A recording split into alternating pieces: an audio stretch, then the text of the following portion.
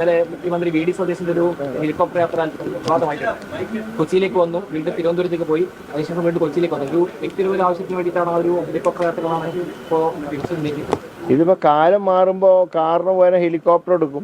അതിപ്പോ എന്താ അത്ര വലിയ കാര്യം? ഏതാ എന്താ പറഞ്ഞിരുന്നത്? ഹെലികോപ്റ്റർ ഉപയോഗിക്കുന്നതിലൊന്നും ആരും വിമർശിച്ചിട്ടൊന്നുമില്ല.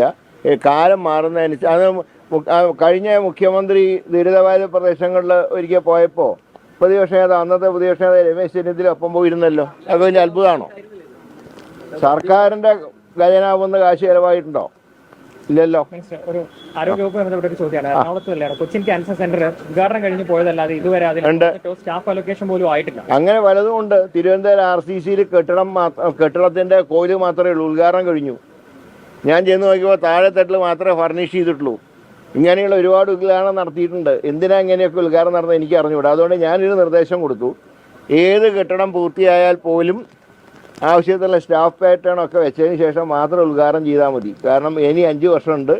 ഞങ്ങളുടെ പേരൊക്കെ വരുന്നതിന് ഇനിയും ഒരു ക്ഷാമവും ഇല്ല.